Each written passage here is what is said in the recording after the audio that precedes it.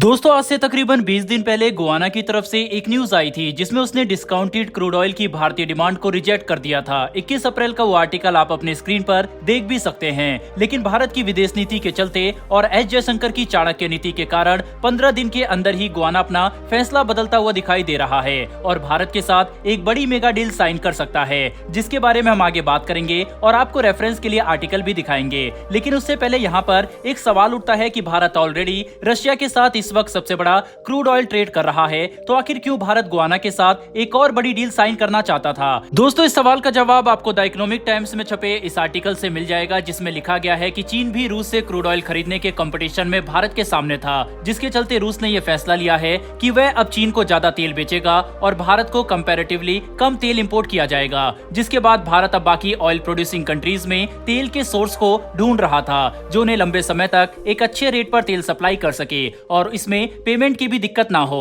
और इसी तलाश में भारत साउथ अमेरिका पहुंचता है और गुआना के साथ तेल को लेकर एक लॉन्ग टर्म कॉन्ट्रैक्ट साइन करने का प्रस्ताव रखता है। लेकिन पहले तो गुआना भारत को तेल सप्लाई करने से रिफ्यूज कर देता है। लेकिन अब एक लेटेस्ट अपडेट निकलकर सामने आई है। आप स्क्रीन पर द मिंट में छपे इस आर्टिकल का स्क्रीनशॉट देख सकते हैं, जिसमें बताया जा रहा है कि अब रूस नहीं बल्कि गुआना के साथ ही Bharat long term contract sign करने वाला है, जिसके चलते क्रूड ऑयल की सप्लाई अब गुआना से भारत के पास एक लंबे वक्त तक आएगा। जिससे ये बात साफ होती है कि जो गुआना पहले भारत के साथ डील साइन करने से इनकार कर चुका था, लेकिन वही देश अब भारत के साथ डील करने में काफी ज्यादा इंटरेस्टेड है। पिछली रिपोर्ट अप्रैल महीने की है और द मिंट की ये रिपोर्ट कुछ दिन पहले की है, जिसमें गुआना को भारत का नया क्रूड ऑयल सप्लायर बताया जा रहा है। लेकिन यहाँ पर यह सवाल उठता है कि आखिर गुआना ने पहले भारत को मना क्यों किया था और अब आखिर ऐसा क्या हुआ कि गुआना भारत के लिए राजी हो चुका है। दरअसल कुछ वक्त पहले भारत के विदेश मंत्री एस जयशंकर गुआना के दौरे पर साउथ अमेरिका पहुंचे थे, जहां पर इस डील को लेकर काफी ज्यादा बातचीत हुई और कुछ ही वक्त पहले गुआना के वाइस प्रेसिडेंट और प्रेसिडेंट दोनों ही हमारे देश भी आए थे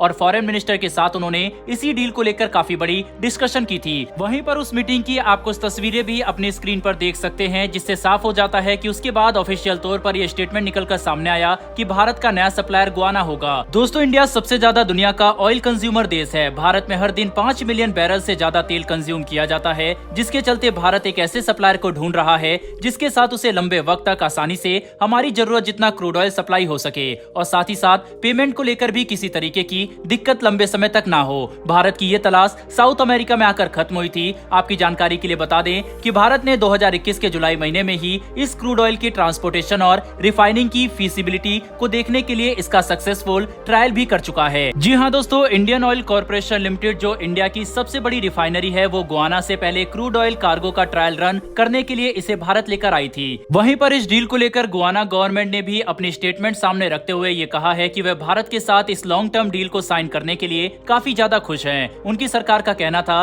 कि हमारे देश की पॉपुलेशन बहुत कम है, जिसके चलते हमारी डिमांड भी काफी कम है, इसीलिए भारत के साथ लॉन्ग टर्म डील साइन करने से दोनों ही देशों को फायदा होगा। एक तरफ गुआना को एक सिक्योर्ड लॉन्ग टर्म इनकम मिलेगी और दूसरा भारत को एक long term oil source provider मिल जाएगा। गुआना के साथ साथ साउथ अमेरिका के 2 और देश के साथ भारत एनर्जी डिमांड को फुलफिल करने के लिए डील कर चुका है, जिसमें कोलंबिया और ब्राजील का नाम शामिल है। भारत की दोस्ती गल्फ कंट्रीज के साथ ऑलरेडी काफी स्ट्रॉन्ग है। अगर रूस के साथ वो डील नहीं कर पा रहा है तो वह गल्फ कंट्रीज में भी किसी देश को चुन सकता था, लेकिन भारत ने ऐसा नहीं किया। इसके पीछे भी एक बड़ी वजह थी। दरअसल दोस्तों रशिया समेत गल्फ कंट्रीज एक ओपेक ग्रुप का हिस्सा हैं और पिछले ही महीने ओपेक प्लस के लीडर सऊदी अरेबिया ने एक वॉलंटरी आउटपुट कट का अनाउंसमेंट किया था, जिसके चलते ये सभी देश 5 लाख बैरल पर डे का कट मई के आखिर से लगाने वाले थे। इसीलिए भारत इन ओपेक मेंबर्स के साथ भी अपनी ऑयल कंजम्पशन की डिमांड को फुलफिल नहीं कर सकता।